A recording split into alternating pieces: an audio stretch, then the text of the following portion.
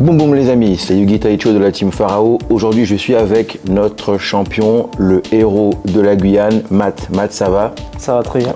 Alors pour la petite histoire, il faut savoir qu'on tourne cette vidéo, il est quasiment 4 h du matin. C'est ça. Donc Matt redouble d'efforts encore pour nous apporter son maximum pour la Guyane, pour la communauté. Matt, merci. On rappelle ton palmarès, tu as fait, alors on va dire top 128 au championnat de France 2022, plus précisément 66e place. C'est un record absolu pour la Guyane, pour un Guyanais au CDF. Et puis, alors tu rates les portes du top 64. J'imagine qu'il y a un peu de déception. Bon, maintenant, alors ça c'est mon point de vue, et je pense que ça va être le point de vue de beaucoup de Guyanais ou de beaucoup de joueurs. C'est ta première participation au championnat de France. C'est juste énorme. Énorme de faire cette prestation. Je rappelle, est-ce que tu te rappelles de ton score? Alors, j'ai fait X3, donc ça fait 8 victoires et 3 défaites. Ok, aucun draw, donc 8 victoires, 3 défaites. Pendant très très longtemps, tu as été quasiment en victoire. Tu as striké combien? Je crois 6 ou 7 victoires avant de prendre ta première défaite. C'était quelque chose. Tu étais à 7-1, je crois. Non, tu étais à 6-1 ouais, 6-1 à la fin de la première journée. Pour J1 et voilà, en J2, je me prends 2 défaites. Il y avait 4, je gagne la première, je perds la seconde, la troisième et la quatrième, je la gagne. C'est malgré tout une véritable performance. Donc tu vas nous présenter ton deck, Sword Sultani, qui t'a permis d'accéder à cette haute marche du championnat de France. Écoute Matt, je te propose qu'on rentre dans le vif du sujet et puis on parlera peut-être du championnat de France juste après. On y va, Matt, 66e au championnat de France 2022, nous présente son deck, Sword Sultani. On va attaquer. Alors, je joue 3 Ecclesia, très forte. On va passer à. Je joue 3 Moyé.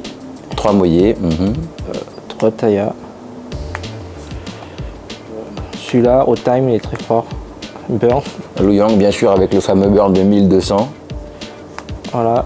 Pour le package Tengi, je max les ratios avec ça. Et j'aime bien jouer sur l'Esprit Tengi Ashtana. Parce que ça me permet de jouer avec. Monk qui est un monstre, qui n'est pas un monstre à effet et qui permet de taper et qui permet de le reborn et de péter un monstre. Trop fort. Super. Pour les entraps, je vais jouer ça, H. Classique 3 H, très fort dans le format. Très fort. Surtout comme j'avais dit, il y aura full d'Espire Grenade. Et aussi pour le coup, Nidicro pour la magie. Target 1 dans le cimetière. Ça c'est juste énorme, pouvoir enlever un monstre du cimetière qui sert alors effectivement contre les Despia qui ciblent, qui target avec marqué en rouge ou bannissement du marqué, et ça te permet de quasiment tuer la game. Ouais, si tu as ça avec, tu win quoi. Et pour les magies, un call by. Pareil. Ça fait un peu comme le Dicro mais que durant ton tour. Et sinon très fort. Offensive, défensivement parlant, cette carte est très forte. Et j'ai décidé de jouer 2 gouttelettes. Voilà. Et pour, je vais passer au pot. Comme elle est revenue à 2, je la joue. Pot de désirs qui permet de draw 2. Trop fort. Qui est revenu à 2, effectivement. Et j'ai décidé de jouer un pot de prospérité. Alors celle-là permet de toucher mes cartes de side. Moi, sincèrement, si je la touche, c'est très bien. Et quand j'ai touché, je peux avoir accès à mes cartes de side, donc content de la jouer. Et on va passer aux cartes magie AMP, 3. Obligatoire. Et pour les cartes magie, pour les Tengi, ces deux-là, ratio classique. Voilà, avec cercle. Le cercle, bien sûr. Qui est très fort, qui permet de jouer autour des effets comme Inifini et tout, ou même de jouer autour de Token Collector. Et pour les magies, 3 Inifini Ultimate. Et pour terminer, Blackout. Parfait, donc ça c'est ton main deck qui était à combien de cartes? À 44. Donc tu as joué à 44 cartes. Ok, pas de souci, on va passer à ton extra deck.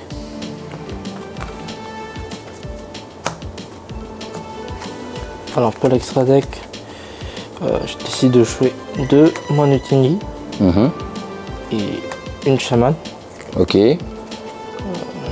pour les level 10, une Baronne, un Shengling, lui c'est Kinsing l'Oignon. Pour ça, on va jouer deux Chixiao et carte Spicy, le Punisher. On avait amené son petit Punisher pour le championnat de France. C'est ça. Ok. Et un Dragit, un Draco Berserker. Ok. Et carte Yonzing, je décide de jouer ça, un seul. Bastia. Et pour terminer, Xiaofeng. Parfait, donc ça c'est l'extra deck que tu avais décidé d'utiliser. Tu as des informations particulières sur l'extra deck, des choix que tu aurais fait? Des choix que j'aurais fait, franchement, pour le Dragit, je n'ai pas tellement invoqué. Donc. T'as pas beaucoup servi pour ce CDF. Par contre, le Punisher m'a fait gagner m'a fait des wins. Donc je pense que je vais le garder, mais pour Dragit, je vais voir. Pour la cut ou je verrai. Ok, donc tu as pu utiliser ce fameux Punisher qui est sorti justement pour la dernière édition de Dimension Force. Force dimensionnelle, c'est vrai qu'on a l'habitude de donner le nom en anglais. Parfait, on va passer au side que tu as décidé d'utiliser pour ce championnat de France particulièrement. Alors je décide de jouer 3 drôles. 3 drôles, je suppose, pour tout ce qui est deck combo, les empêcher d'avancer, de se déployer. Et après, les decks d'Espia, en fait, généralement, s'ils n'ont pas des cartes pour start deck, qui vont draw avec allure et tout, je vais faire ça pour les bloquer. Pour bloquer le deck, tout à fait. Ou Flunderies, en fait. Bon, après, des fois, quand ils ont Shifter, c'est mort, en tout cas. Et quand ils n'ont pas, c'est très fort. Ok, ensuite? Ensuite, 2 Nibiru. Parce que les decks combo, pour les mêmes raisons, bien sûr. Et pour les pet MP, un Twister et 2 Orage. Alors je voulais quand même jouer un Twin, magie rapide en fait, pour péter les cartes directement. Si jamais il y a des cartes, des macros, des cartes pièges continus. Et les orages, c'est vraiment pour les gros, si les joueurs qui cèdent beaucoup de cartes, comme deck Headleash ou les autres decks qui jouent full macro. Et qui s'accompagne avec Red Redwood, bien sûr. Bien sûr, la base. La base. Même si elle est 1-1, mais franchement, elle est trop forte, c'est pour ça qu'elle est 1. Ok. Et je pense que ça, on n'en parle même pas, c'est obligatoire. Pour les decks Branded Espia et tous les autres. Bon, je vois que tu parles beaucoup de Branded d'Espia. C'était un deck qui était redouté pour ce championnat de France? C'est un deck que je redoutais, donc c'était un deck qui était quand même présent. Vu qu'il venait de sortir, c'est sûr, donc beaucoup de personnes l'ont joué, mais pas forcément à haut niveau. Sûrement, ouais. Et après, j'en ai tapé quand même, donc ça m'a servi. Ça marche. Et pour terminer avec ça, que je joue en side. Parce que je voulais pas brick avec en jouant en main deck. Et souvent, en fait, j'ai testé quand même en jouant en main deck avant, sur DB. Et je briquais et quand je touchais mes magies, en fait, je perdais. Donc je la mets en side. Tu préférais ne pas l'avoir en main de départ. Super, donc là on a vu ton deck, mon main deck, extra deck et side deck que tu as utilisé pour ce championnat de France 2022. Je le rappelle parce que je suis super fier de toi. 66e au championnat de France 2022, top 128. Une magnifique performance.